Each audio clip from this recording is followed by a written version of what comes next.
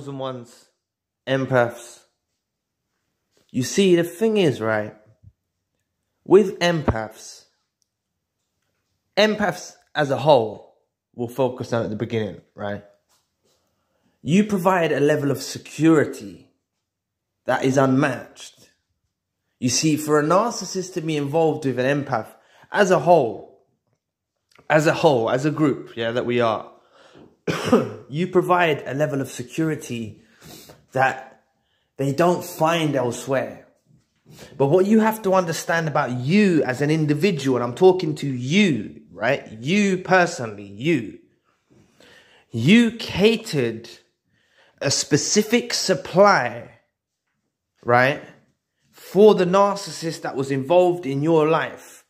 And this specific supply that you catered for the narcissist can only be catered by you, right? And this is the catch-22 situation that the narcissist finds themselves in, right? They've grown accustomed to the way that you handle things in all aspects. You made them feel pleasure through a myriad of ways, not only just the bedroom, right? Now, I'm not saying that they can't go and get sex elsewhere and they can't. Yes, they can go and do that. But for example, the way that we connect as empaths, right, with the narcissist is unmatched.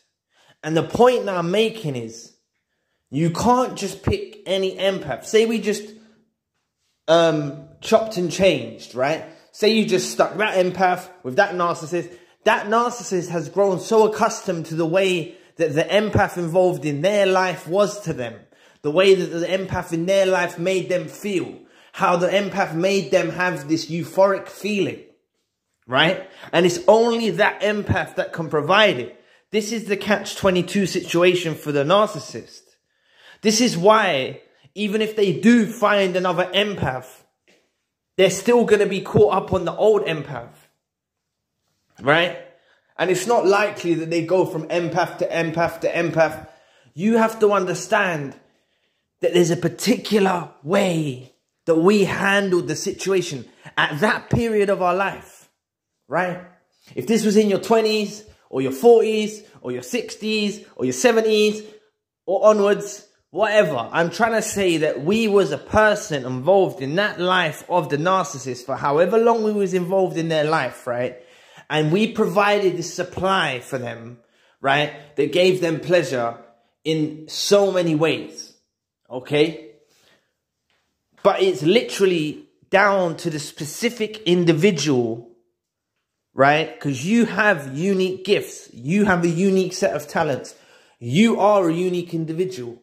I know I broadly address you all as empaths and chosen ones at the beginning of the video, but you have to understand that, say, the narcissist that is involved in my life, the things that I done for the narcissist, the way that I catered my supply, right? The way that I gave the supply to the narcissist can only be done by me. And it goes the same for you guys or girls, ladies. Sorry, I should address you as guys. Very impolite. Ladies and gents. What I'm saying to you is, right, you have a specific supply source and it's tailor-made for them. To be honest with you, they actually tweaked it and made it just right. You know, they manipulated us and they done their stuff as well. But no one else can provide them that. There's no one else in the world that is going to provide them that ever again throughout the history of the world, right? For however long the world goes on, for however many partners they go on to next, they're never going to find that specific supply source that actually tickled their fancy and gave them the warmth and pleasure that we provided for them. They're never ever going to find that ever again. You have to understand this. Now, if you understand, if you break it down to what I'm saying, it's because we are all unique. Never compare yourself to anyone else, right? Whether you believe in the devil, whether you believe in negative energy, you know, a lot of you do actually know the devil because you've met the narcissist, right? We've actually seen the devil in the flesh, right? You know there's negative out there. And one of the main tricks of this negative energy, the devil, however you want to call it, is to make you feel like you need to compare yourself to someone else in the world. And that's the biggest mistake you can make as an empath. One of the biggest mistakes you can make as an empath or as a human being as whole, right? But I'm addressing empaths in this video, right? You know, regardless, there's so many unawakened empaths, right? There's so many unawakened empaths. So I'm addressing you all, but I'm trying to say the worst mistake you can make is comparing yourself to another human being, right? And I'll touch on this from a godly aspect. One reason from a godly aspect, right, is showing our ingratitude or ungratitude, dissatisfaction, our ungratefulness, that's the word, our ungratefulness towards the Creator, right? But for those of you that don't believe in God, right? So for those of you who believe in God, we're being ungrateful towards the Creator who made us, who gave us a unique design, who gave us a unique fingerprint, who gave us a unique voice pattern, who gave us a unique eye print, who gave us a unique speech pattern. Did I say that already? Yeah, I did. What I'm saying is we're being ungrateful for the uniqueness that we have about ourselves, let alone the intricacies that are involved in every single one of us, right? But even if you're non-religious and you don't believe in God, right? Don't compare yourself to anyone else because the same rules apply. Your mum and dad made you, right? And your ancestors, your grandfather, you got a long lineage behind you, right? And imagine, you know, even in the time when we're born, right? Sorry to get scientific here, but during when the sperm goes with the egg, there's millions, I don't know how many, there's loads of sperm cells, right? All racing towards that egg. But you happen to be that one sperm cell that mated with the egg. That's part of your DNA. The rest of them are wasted. The rest of them are not needed. Only one is needed, right? So I'm trying to say you have been blessed to even be given a chance at life, right? We're blessed to even be given a chance at life. And, you know, your parents had you, whether you're adopted or whatever like that, you don't know your biological parents. What I'm saying is you've still got a lineage, even if it's beyond your comprehension, you've still got a lineage and a bloodline that you come from that's gone on for centuries, right? So you need to be proud of who you are, regardless of how, do you know what I'm saying? We can always try and do things to improve. That's a natural inclination in life, you know? Right? Like, whether you want to go to the gym or you want to go do that, or you feel like you need to work out this way, or you want to do this, or you want to dye your hair, or you want to, you know, that's okay, right? But don't be thinking that someone else is better than you. It's a trick of negative energy. It is a trick of the devil to make you feel inferior than another human being. When realistically, right, the only thing that I think makes us better as individuals on earth, it's not wealth, it's not material, it's actually our deeds. It's actually our morals. It's actually our conduct. The way we conduct ourselves, our morals, the way we treat other human beings. That is really what raises us degrees on earth. You know, if we're a horrible person, then I don't think I don't think narcissists and empaths are equal. They're not equal. They're opposite ends of the spectrum. They're not equal. But we all live on earth. And we've got rich narcissists, we've got poor narcissists, we've got this narcissist, we've got narcissists and psychopaths in high areas of society. Regardless, right? There's only deeds. Our deeds are what make us better. Now, I don't ever want you thinking to yourself for one moment, right, that, oh, the narcissist that is involved in my life, they've met someone else. and that person looks better than me, or is better than me, or does this better than me. No, you're wrong. The narcissist was with you for a period of time in your life and their life, and they grew accustomed to the way you do things. As much as they drain us of supply, it's a catch-22, because this supply is specifically tailor-made and catered for them alone. You see, when we meet someone else in the future, I'm not saying right now, for those of you who've just got out of this relationship, I'm not saying right now, like I always say, take your time, heal first, stuff like that. But when we meet someone else, and especially if it's someone who's loving and genuine and kind and empathetic and similar to us, right?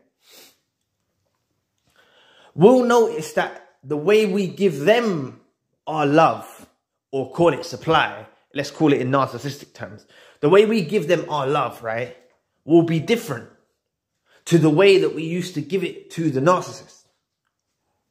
You see? Because when two individuals go together, it's a unique, just like if two individuals get together and have a baby, there's a unique creation that's born. It's the same thing, it's symbolic. It's a unique matrimony. I don't know if that's the right word. You're uniting together, right? In partnership, in companionship. It's a unique thing. Non-narcissistic, non-empathetic here. Two individuals together is unique. But when you add in to the fact that we're talking about someone who is so disgusting, someone who is so evil, someone who is so crooked, someone who is so horrible, someone who is like the devil himself, right? And then you have the empath, someone who is a being of light, highly intuitive, angelic, who's angel-like an earth angel, someone who has the traits and the beauty of love itself, right? And you attach a cord between the two of them, right? This is the soul tie. Now, this is why some of you are still in the trauma bond. I'm going off topic, but I'm going to get back to it. This soul tie that is attached is there. It will always remain there until you cut it away.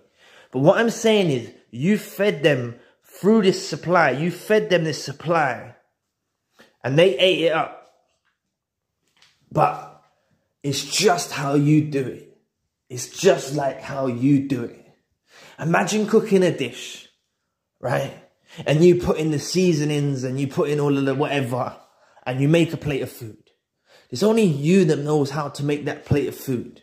Regardless of even if you used your grandmother's secret recipe, but you might have threw in a few herbs here and a few herbs there. And I know I'm going off topic, but just understand what I'm trying to paint. I'm trying to paint a picture. I'm trying to paint a picture. Like, the supply that you gave is so specifically tailor-made for that individual.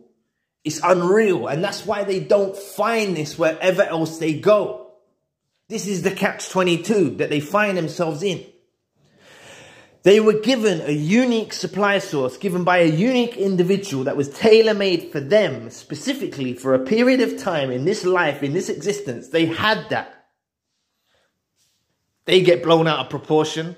I've made a video earlier. You can check it out about they turn into monsters. They get blown out of proportion. Their ego kicks in. They think they're better than everyone else. They think they're better than us. They think they can go and get the same thing somewhere else.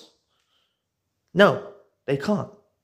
And when they do, this is why my most embracing time and my closure come from seeing on social media the narcissist with a new supply. When I saw the new supply was a downgrade, right? And I know it was a downgrade. Regardless, I know it was a downgrade. And I could see how the whole social media was orientated for me to see, to try and hurt me, right? That was my closure that I needed. But I know for a fact that if I probably look now, you know, they would probably look terrible. I'm going off topic. But I'm saying they would look terrible because some years have passed now, right? They must look like trash now, man. But what I'm saying to you is they may have stayed with that person out of desperation, or they may have gone on to other people. I don't know, and I don't actually care.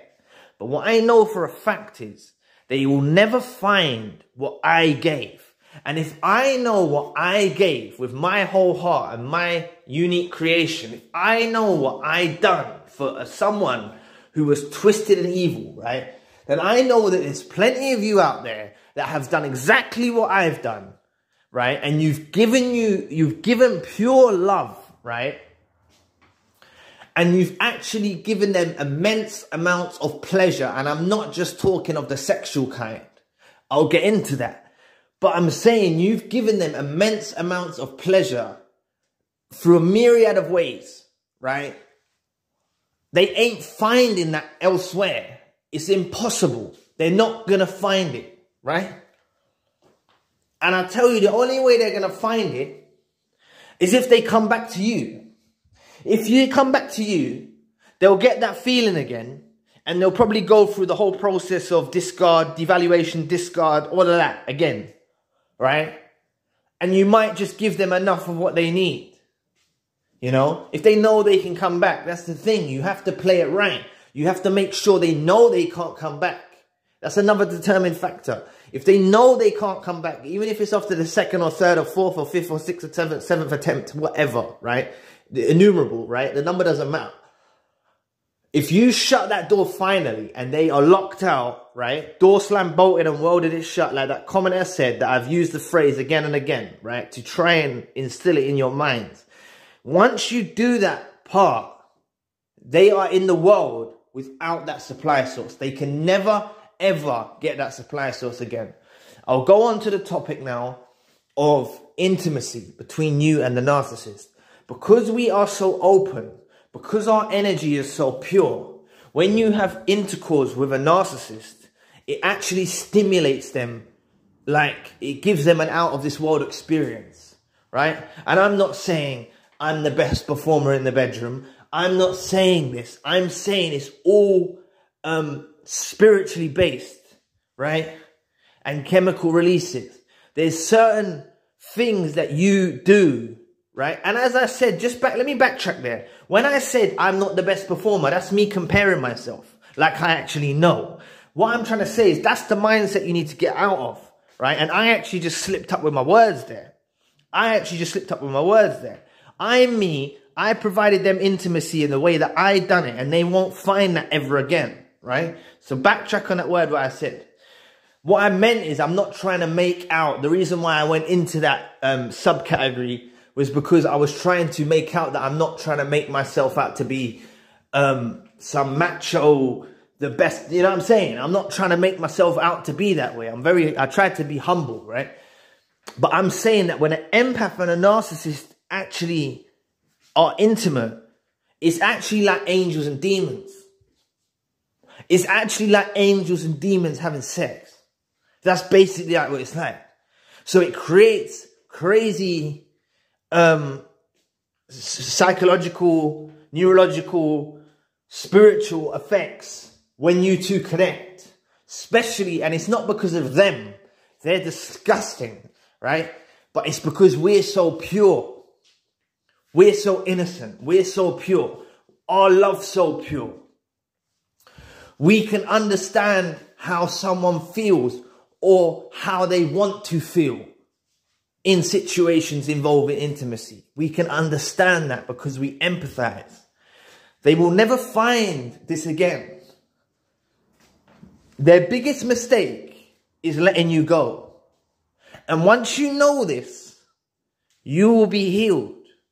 You need to understand they had to go. They were brought into your life for a specific time period. They had a chance to change. They had a chance to change their ways. I don't know if this has gone on for decades. Regardless, they had a chance to change and change their ways.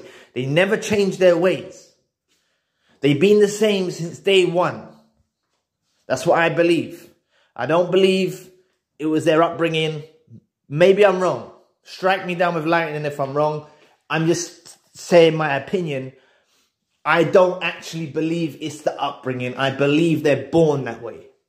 I believe this is from birth. For some reason, beyond my comprehension or how I can even like express with my words, I believe that there are some people in this world that are born this way, with the grey matter over their prefrontal cortex, which makes them narcissistic, psychopathic, sociopathic.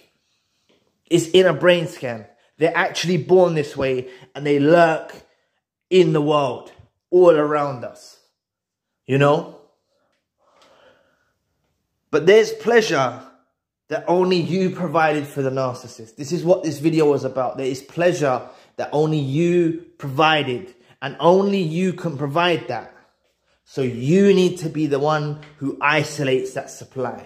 And what I mean by isolate that supply is you need to be the one who switches the light off. You need to be one who switches the power socket off. You need to be the one who switches the supply source off, giving them no more supply. Right? No more phone calls. No more meeting up.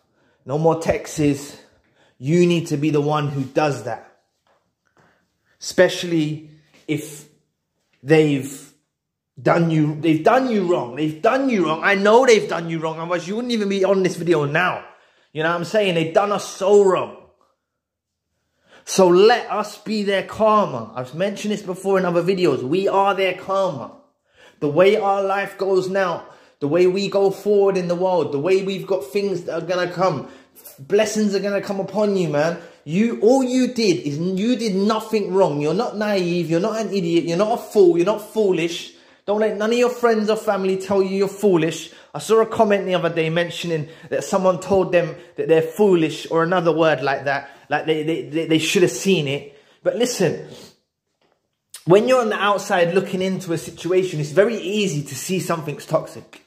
It's very easy to see that someone's manipulating. It's kind of easy, you know. So that friend or whoever it was that told that person that bit of advice is very wrong, you know. Because when you're involved in this and you've got them love goggles on and you're literally wholeheartedly loving this individual, this decrepit, disgusting, despicable thing of a human being, of whatever they even are, right? We don't see it, and it's not our fault. Right? It's until we awaken. And I believe God awakens us, or the universe awakens us at a certain point in time.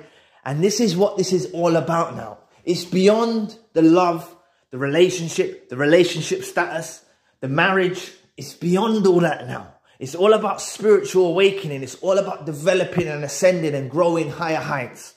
That's what it's all about now. Okay? It's all about looking forward without them, rolling solo for a while. You know, it's good to roll solo for a while.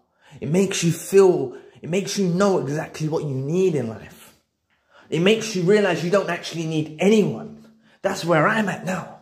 I actually don't need anyone in my life to fulfill my happiness. I'm very comfortable in my own skin.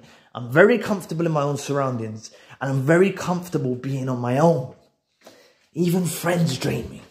Certain friendships that I had drain me. You know, I don't even see these friends anymore. Drain me.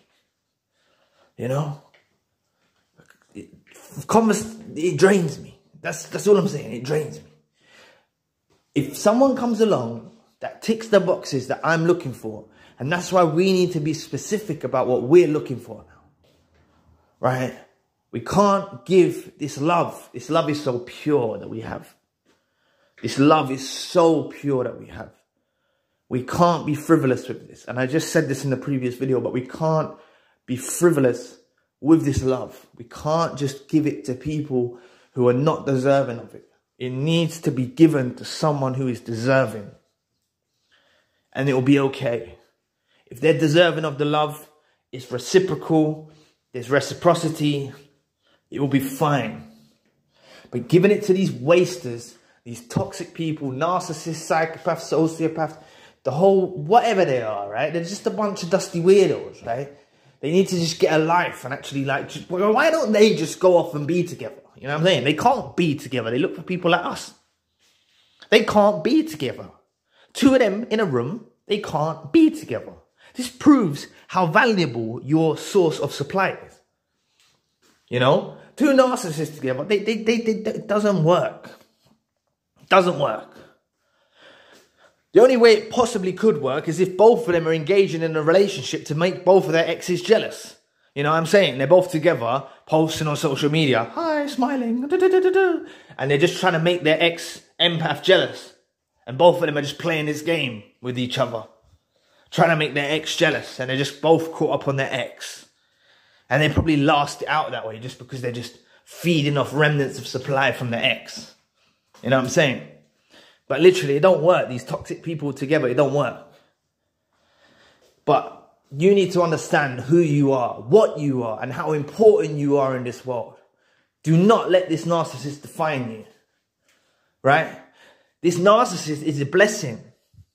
It's woken you up to who you really are in the world. You know, some of you say in the comments, I don't know if I'm an empath. I don't know.